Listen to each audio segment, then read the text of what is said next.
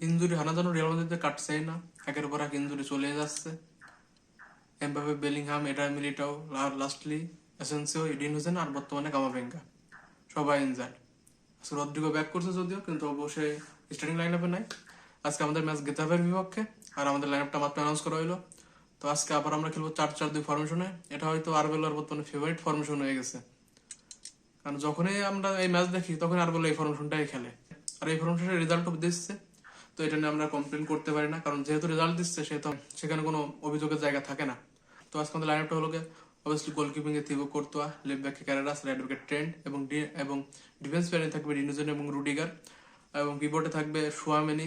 আজকে Camavinga injured, তো সেখানে থাকবে থিয়াগো পিতরাস, ক্যাসেলা থেকে ডেবিউ করতেছে। আর সে লাস্ট বেনফিকার ম্যাচে খুবই দারুণ খেলছিল, অল্প কয়েক মিনিট খেললেও তার যে বলারটা কোয়ালিটি আছে, সে যে গেমের টেম্পোটা কন্ট্রোল করতে পারে আর গেমটাকে কাম ডাউন করে নিয়ে আসতে পারে, সেটা সে শো করছে।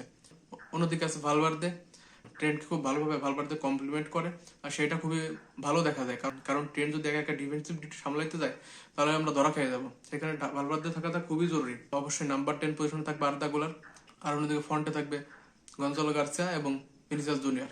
তবে আজকে আমি খুব করে চাচ্ছিলাম যে আমরা গঞ্জালো গার্সিয়া থেকে রদ্রিগোকে স্টার্ট করায়, কিন্তু রদ্রিগোর এই সিজনটা যাচ্ছে খারাপ। জাবেলও তাকে প্ল্যানে রাখতেছিল না, বর্তমানে ইনজুরিতে ছিল, তারপর আরবেলও তাকে প্ল্যানে রাখতেছে না। রদ্রিগোর জন্য আসলে খুব খারাপ লাগে যে রদ্রিগো একটা ক্যালিবারের প্লেয়ার, সে নিয়মিত এই দলে জায়গা পায় না। অন্যদিকে আসে গেতাফের বিপক্ষে, গেতাফের সাথে আমাদের রেকর্ডটা সবসময় ভালো। লাস্ট 4 ম্যাচে আমরা 4টায় জিতছি, এবং লাস্ট যখন ম্যাচ ডেটা হলো সেখানে আমরা একটা গোলে জিতছিলাম, সেই গোলটা করছিল এমবাপে, যদি আজকে এমবাপে নাই। তো সেই ক্ষেত্রে গঞ্জালো গার্সিয়াকে টেস্টের দায়িত্ব নিতে হবে, আর ভিনিসিয়াস অবশ্যই আজকে আমাদের থেকে মিডলম্যান। আর একটা কথা আপনাদের বলে রাখি যে লা লিগাতে সবচেয়ে বেস্ট লো ব্লক টিম হলো গেতাফে। হেডার্স কাপ নিয়ে ওদের লাইন আপ দেখে টের পাবেন, 5-4-1 খেলতেছে ওরা। তো বুঝতে পারছেন কতটা লো ব্লক হবে। আর লা লিগাতে সবচেয়ে বেস্ট লো ব্লক যাদের, তারা হলো গেতাফে। তো আজকে আমাদের সেই হিসাবটা নিয়ে খেলতে হবে।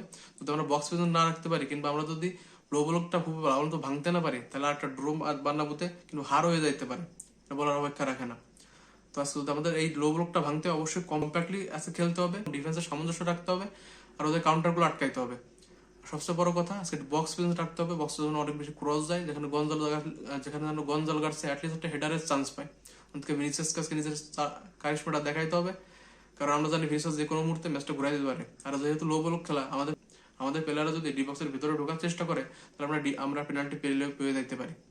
তো আজকে ম্যাচ খুব টাইট ম্যাচ হবে। আমার প্রেডিকশন হলো রিয়াল মাদ্রিদ 2, গেতাফে 0। আপনার কি মত দর্শক জানাবেন।